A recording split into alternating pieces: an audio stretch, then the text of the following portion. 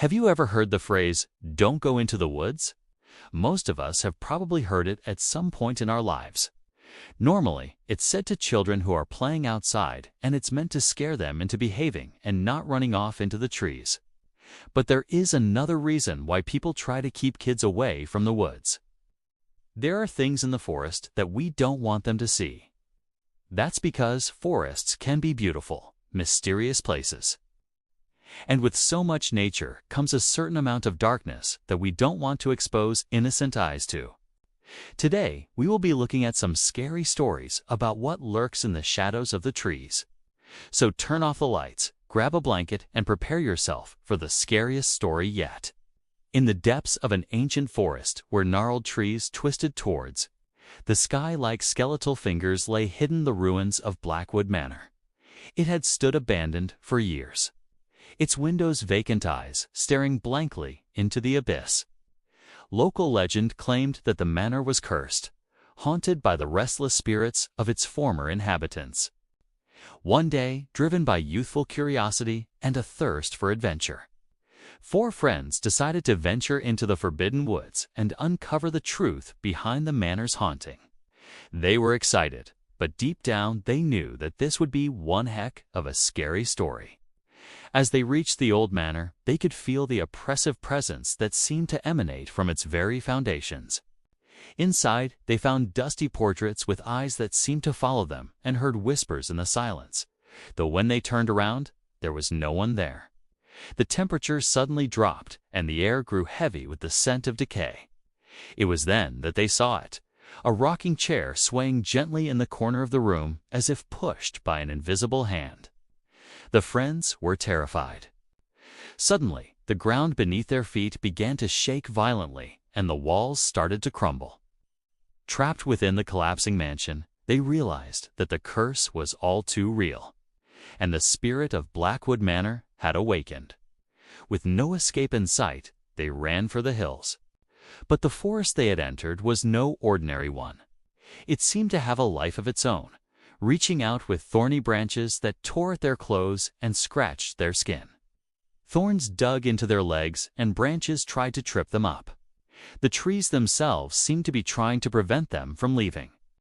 Finally, as if by some miracle, they burst through the thick undergrowth and stumbled out of the forest onto a dirt road. Looking back, they saw the trees parting as if revealing a dark secret, and then closing ranks again as if hiding whatever it was they had seen. They never spoke of that day again.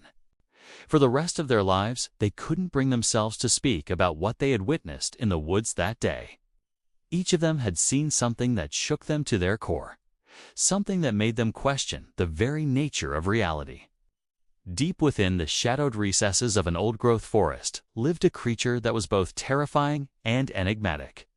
No one knew exactly what it was or how long it had been there, but the locals spoke of it in hushed tones. They called it the Watcher. The Watcher was said to be a hulking, hairless humanoid figure with skin as white as bone and eyes that glowed in eerie red in the darkness. It was huge, towering over most men and moving with a disturbing grace that hinted at its predatory nature. Some say it was the spirit of an ancient hermit who had chosen to commune with the forest and become one with the trees. Others believe it was something more sinister, an entity from beyond our world that had somehow found its way into ours. One night, a young woman named Ilara wandered into the forest. She was lost and scared, and she didn't realize that she was being watched. The Watcher had sensed her fear and was toying with her, keeping just out of sight as it stalked its prey. It let out a low growl that echoed through the trees, sending shivers down her spine. As she stumbled through the underbrush, trying to find her way out of the forest, she could feel the Watcher's presence closing in on her. Suddenly, it pounced. Ilara screamed as the Watcher grabbed her and pulled her into the darkness. But before it could do any harm, a group of hunters arrived on the scene. They had heard her scream and come running. When they found the Watcher with Ilara in its grasp, they opened fire. The creature roared in pain as it released its hold on Ilara and fled into the trees. The bullets couldn't stop it, though. It was too quick and too strong. It disappeared into the forest, leaving the hunters with more questions than answers.